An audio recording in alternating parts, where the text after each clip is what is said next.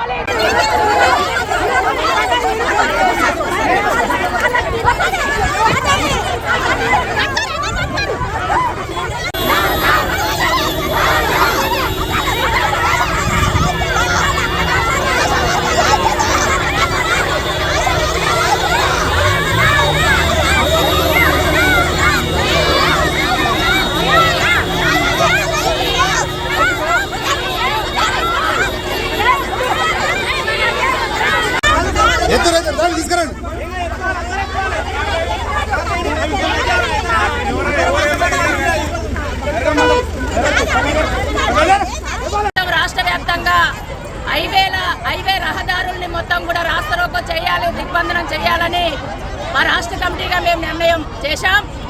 నేను రాష్ట్ర అధ్యక్షురాలిని. నా పేరు పి జయలక్ష్మి. రాష్ట్ర కమిటీ నిర్ణయంలో భాగంగా మహబూబ్నగర్ జిల్లా జడ్చర్ల దగ్గర ఉన్న పౌరంపేట దగ్గర ఇక్కడ నేషనల్ హైవేని మొత్తం కూడా మేము అక్కడ నుంచి ఇక్కడ దాకా ఆశాలు పెద్ద సంఖ్యలో కూర్చొని ఇక్కడ రాస్తారోకో నిర్వహిస్తున్నాం. ఇక్కడ పోలీసులు వచ్చి మమ్మల్ని బెదిరిస్తున్నారు. మేము ఇక్కడ చేయడానికి కారణం ఏంటంటే మాకు ధర్నా చౌక్ అనేది ధర్నాలు చేసుకునే అవకాశం ఉన్న ధర్నా చౌక్ అది.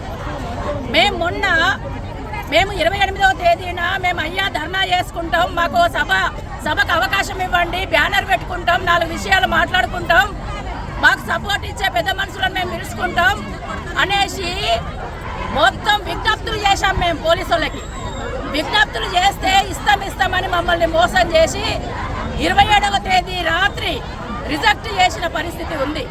మరి ధర్నా చౌక్ రానివ్వరు, మా విషయాలు మమ్మల్ని మాట్లాడనివ్వరు, ప్రజావాణికి రానివ్వరు. కాదు కోటి కమిషనర్ ఆఫీస్కి పోతే ఆఫీస్కి పోకముందే మమ్మల్ని అరెస్ట్ చేస్తున్నారు. మరి మేము ఎక్కడ చెప్పుకోవాలి? మేము 20 సంవత్సరాల నుండి పనిచేస్తున్నాం, ఆరోగ్య సేవలు అందిస్తున్నాం. ఈరోజు ప్రజలందరూ ఆరోగ్యంగా బతికే దాంట్లో మేము కీలక పాత్ర పోషిస్తున్నాం. మరి మా సమస్యలు ఎక్కడ చెప్పుకోవాలి? చెప్పుకునే అవకాశం లేకపోతే మేము ఎట్లా బతకాలనేసి కాంగ్రెస్ ప్రభుత్వాన్ని మేము హెచ్చరిక చేస్తున్నాం. ఈరోజు ఈ హైవేలలో రాస్తారోకోలు చేసే పరిస్థితిని కల్పించింది మేము కాదు, ప్రభుత్వం యొక్క నిర్బంధంలో నుండి పుట్టిందే ఈ రాస్తారోకో. మాకు ఇందిరా పార్క్ దగ్గర ధర్నా అవకాశం ఇస్తే రాస్తారోకోలు ఉండకపోతుండే.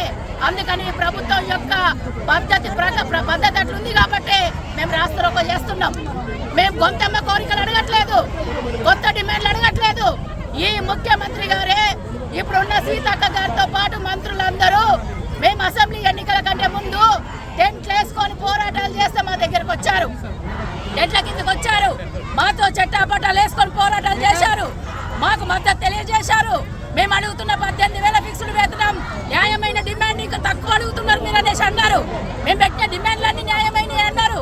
మా కోట్లు వేయండి, గెలిపించండి, మేము గద్దె మీదకి వస్తే 18,000 ఫిక్స్డ్ వేతనం మీకు చేస్తామనేసి హామీ ఇచ్చారు. మరి హామీ ఇచ్చి 2 ఏళ్ళు అయింది. 2 ఏళ్ల నుంచి నీ నోటి నుండి, ముఖ్యమంత్రి గారి నోటి నుండి కానీ, మంత్రుల నోట్ల నుంచి కానీ కనీసం ఆశా వర్కర్లు అనే వాళ్ళు రాష్ట్రంలో ఉన్నారు. మేము పరిష్కారం చేస్తాం, పిలుస్తాం, మాట్లాడతామన్న పాపాన ఈ ప్రభుత్వం మాట్లాడట్లేదు. మరి మేము ఎట్లా బతకాలి అనేసి ఈ రోజు మేము అడుగుతున్నాం. 2 ఏళ్ళు అయింది, అంతకంటే ముందు 3 ఏళ్ళు అయింది. ఈ రోజు మాకు పారితోషికాలు పెరగక, జీతం పెరగక 5-6 సంవత్సరాలు అవుతుంది. 5-6 ఏళ్ల నుండి పని భారం విపరీతంగా పెరిగింది, ధరలు ఆకాశాన్ని అంటుతున్నాయి. అన్ని తెలంగాణలో అన్ని జిల్లాలలోని రాస్తారోకో నిర్వహిస్తున్నాము. ఎందుకంటే మేము మొన్న చెలో హైదరాబాద్ చేశాము. మేము సామరస్యంగా మా సమస్యల పైన పరిష్కారం చేసుకుందామంటే మమ్మల్ని ఆడపడుచులను చూడకుండా గృహ నిర్బంధనలు, మా ఫ్యామిలీ వాళ్ళని అందరినీ అరెస్టులు చేశారు. ఎక్కడికక్కడ అసలు ఈడ్చి పడేశారు రోడ్ల పైన. మేము కూడా ఈ తెలంగాణ ఆడపడుచులమే కదా, మాకు హక్కులు ఉంటాయి అడగడానికి. మేమేం అడుగుతున్నాం? మేము గొంతమ్మ కోరికలు ఏం అడగట్లేదు కదా, లక్షల జీతాలు ఏం అడగట్లేదు కదా. ఎన్ని రోజులు మాకు ఈ వెట్టి చాకిరి? ఈ ప్రతి ఒక్కరికి తెలంగాణలో ఎక్కడ ఏ గడ్డము ఏ మూలనున్నా ఏ గుడిసెలున్నా ప్రతి ఒక్కరికి ఆశా వర్కర్ సేవలు అందిస్తుంది. కాబట్టి మా న్యాయమైన కోరికలను తీర్చాలని మేము ఈ ప్రభుత్వాన్ని డిమాండ్ చేస్తున్నాం. ఏంటివంటే మాకు కనీసం ఇంతవరకు కూడా ఫీజు రేటే ఉంది, ఫిక్స్డ్ వేతనం నిర్ణయించలేదు. ఇప్పుడున్న ధరలను బట్టి, ఇప్పుడున్న ఖర్చులను బట్టి ఒక కుటుంబం బతకాలంటే సుప్రీంకోర్టు ప్రకారం 26,000 ఉండాలని సుప్రీంకోర్టే చెప్పింది. కనీసం మేము అది కూడా అడగట్లేదండి. 18,000 వేతనం ఫిక్స్డ్ వేతనం నిర్ణయించమని మా ప్రధాన డిమాండ్ అడుగుతున్నాము. ఇంకోటి, ఆశా వర్కర్లు సేవలు అందిస్తుంటే వాళ్ళు ఎక్కడైనా పోతుంటే కూడా ప్రమాదంలో ఆశా వర్కర్ చనిపోతే కనీసం తనకు ప్రమాద బీమా సౌకర్యం కూడా ఇంతవరకు ఏం లేదు. ఇంకొకటి ఏంటంటే ఆశా వర్కర్కి ఇన్సూరెన్స్ లేదు, ప్రమాద బీమా సౌకర్యం లేదు. చాలా సేవలు అందిస్తుంటే కూడా ఇంకొక ఆశా వర్కరు ఒక టీబీ వచ్చి కూడా చనిపోయింది. ఆశా వర్కర్ గురించి పట్టించుకునే నాదుడు లేడు. ఎన్నో కరోనాలో కూడా మేము ఎన్నో సేవలు చేసినాం, సేవలు అందించినాం. అప్పుడు ఏ ఒక్కరు కూడా బయటికి రాకుంటే తన సొంత బంధువులు, భర్త, భార్య, వాళ్ళ కుటుంబ సభ్యులు రాకుంటే కూడా ఆశా వర్కర్ పోయి వాళ్ళకు మందులు సేవలు అందించింది. అప్పుడు పొగిన గవర్నమెంట్ మరి ఇప్పుడు ఎక్కడ పోయింది? ఆశా వర్కర్ల బతుకులు ఎందుకు ఇంత బలహీనంగా ఉన్నాయని ఇంతవరకు ఎవరు చర్చిస్తలేరు. కాబట్టి దీన్ని మేము తీవ్రంగా ఖండిస్తున్నాం. ఇప్పటికైనా ఈ సమస్యలు పరిష్కరించాలి. పరిష్కరించకుంటే ఇంకా రానున్న కాలంలో సమ్మెకే దిగుతామని మేము హెచ్చరిస్తున్నాం. మేము చర్చలలో ధర్నా చేయడానికి కారణం ఏంటంటే, నిన్న జరిగిన పోలీస్ నిర్బంధన, ఆశలపై జరిగిన పోలీస్ నిర్బంధనకు వ్యతిరేకంగా ఈరోజు ఇక్కడ మేము ఈ ధర్నా చేస్తున్నాము. ముఖ్యంగా ఏంటంటే మా డిమాండ్స్ కొన్ని ఉన్నాయి. ఆ కొన్ని కూడా ఇంతకుముందు ప్రభుత్వం కూడా కొన్ని చేస్తామన్నది చేయలేదు. ఇప్పుడు ప్రభుత్వం కూడా చేస్తామని ముందరకు వచ్చింది. చేస్తారని వెయిట్ చేస్తుంటే 3 ఏళ్ళు అవుతుంది, ఇంకా చేయలేదు. ముఖ్యంగా మా డిమాండ్ ఏంటంటే ఆశా వర్కర్లకు ఇప్పటివరకు వేతనం లేదు కాబట్టి ఫిక్స్డ్ వేతనం కింద 18,000 చెల్లించాలి. ఒకవేళ లేని పక్షంలో ఆశా వర్కర్లకు కనీస వేతనం 26,000 ప్రభుత్వం చెల్లించాలి. అదేవిధంగా ఆశా వర్కర్లు చాలా మంది ఈ రోజు చనిపోతా ఉన్నారు. చనిపోవడము అని అంటే డ్యూటీలో ఉన్నాగానే చనిపోతా ఉన్నారు, హార్ట్ అటాక్లు వచ్చి చనిపోతా ఉన్నారు, యాక్సిడెంట్లు అయి చనిపోతా ఉన్నారు, క్యాన్సర్ ఎఫెక్ట్ అయి చనిపోతున్నారు, టీబీ ఎఫెక్ట్ అయి చనిపోతా ఉన్నారు. వీళ్ళ వీళ్ళందరికీ కూడా ప్రభుత్వము ఖచ్చితంగా ఒక ఇన్సూరెన్స్ పాలసీ అనేది తీసుకురావాలి. ఇన్సూరెన్స్ పాలసీ గతంలో కరోనా వచ్చి చనిపోయిన ఆశా వర్కర్ కి 50,000 రూపాయలు ఇవ్వడం జరిగింది. అదే విధంగా ఇప్పుడు కూడా అదే మాకు చెల్లించాలని చెప్పేసి మేము డిమాండ్ చేస్తా ఉన్నాం. అంతేకాదు ఆశా వర్కర్లకు ఉద్యోగ భద్రత కల్పించాలి. ఎక్కడైతే మేము హాస్పిటల్లో డ్యూటీ చేసే దగ్గర చాలా వరకు ఆశా వర్కర్లను వేధింపులకు గురి చేస్తా ఉన్నారు కాబట్టి ఆ వేధింపులను అరికట్టాలి. అంతేకాకుండా ఆశా వర్కర్లకి చనిపోతే మట్టి ఖర్చులకు 50,000 రూపాయలు ప్రభుత్వం చెల్లించాలి. ఆ ఇంట్లో ఎవరినైనా ఎలిజిబుల్ అయిన వాళ్ళు ఎవరైనా ఉంటే వాళ్ళను తిరిగి ఒక స్టడీని బట్టి వాళ్ళ యొక్క చదువును బట్టి మంచి ఉద్యోగ అవకాశం కల్పించాలి. ఇంకా చాలా 18 డిమాండ్లతో కూడినటువంటి ఒక వినతి పత్రం కూడా ఉంది. మేము అది కూడా మీకు సమర్పిస్తాము. కాబట్టి మేము ముఖ్యంగా ఒకటే, మా ఆశల యొక్క ఆశయాలు నెరవేర్చే వరకు తగ్గేదే లేదు, వెనకడుగు వేసే లేదు. చావో లేవో ఏదో ఒకటి ప్రభుత్వంతో తేల్చుకుంటామని చెప్తా ఉన్నాం.